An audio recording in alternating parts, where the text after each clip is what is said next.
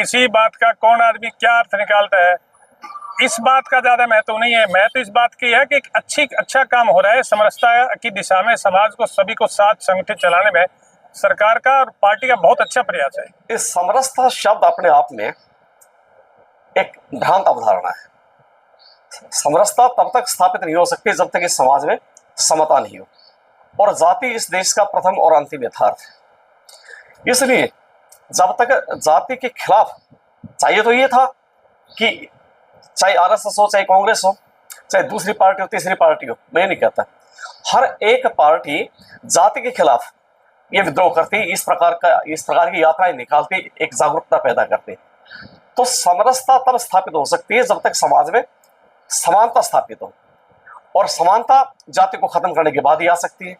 इसलिए ये यात्रा अपने आप में किसी और उद्देश्य को लेकर के की गई है। मुझे लगता है कि इसमें राजनीतिक उद्देश्य छिपा हुआ है, और ये किसी से छिपा हुआ भी नहीं है। और दूसरी बात ये कि जो कलश बंधन है, ये अपने आप में गुरु रविदास के मूल भाव, गुरु रविदास के दर्शन के सख्त खिलाफ। कैसे खिलाफ? इसलिए खिलाफ है कि जब उनसे पूछा गया कि गुरु रविदास आओ गंगा स्नान करने के लिए चलते हैं, तो कहने लगा मन संगा तो कठौती में गंगा।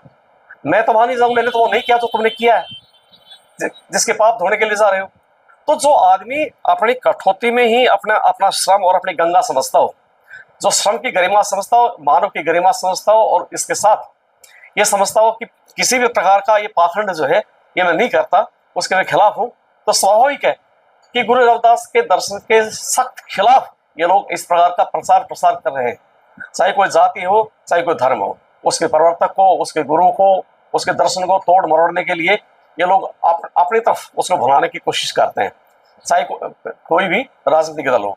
ये लोग, क्योंकि रविदास समाज का बहुत बड़ा प्रसार फैलाव है, और पंजाब में तो विशेषता, ये लोग आर्थिक रूप से बहुत समृद्ध है, और 1/3 मेजोरिटी पंजाब में 1/3 मेजोरिटी शेड्यूल्ड कास्ट की, और बड़े संपन्न है जी। तो इसलिए सारे के सारे जो है वो गुरु घर में जाकर के माथा झुका रहे हैं, क्योंकि पंजाब के दोआब में जो रविदास समाज है, जो बड़ा समृद्ध है और बड़ा जागरूक है, और जिसके बहुत से लोग एनआरआई हैं, और वहां से एक धन का प्रवाह भारत की तरफ है, एक बड़ा वो लेकर के आते हैं, है ना, धन लेकर के आते हैं, और यहाँ के विकास में उनका बड़ा योगदान है। वे लोग किसी की मानते भी नहीं है, वो अपने ढंग से वोट कास्टिंग करते हैं। तो स्वाभाविक कि उस वर्ग को प्रभावित करने के लिए, लेकिन मुझे नहीं लगता कि वो लोग इतने जागरूक हैं, विदेशों में रहते हैं, पढ़ते हैं, लिखते हैं, वो इनके प्रभाव में आएंगे। ये निरर्थक प्रयास।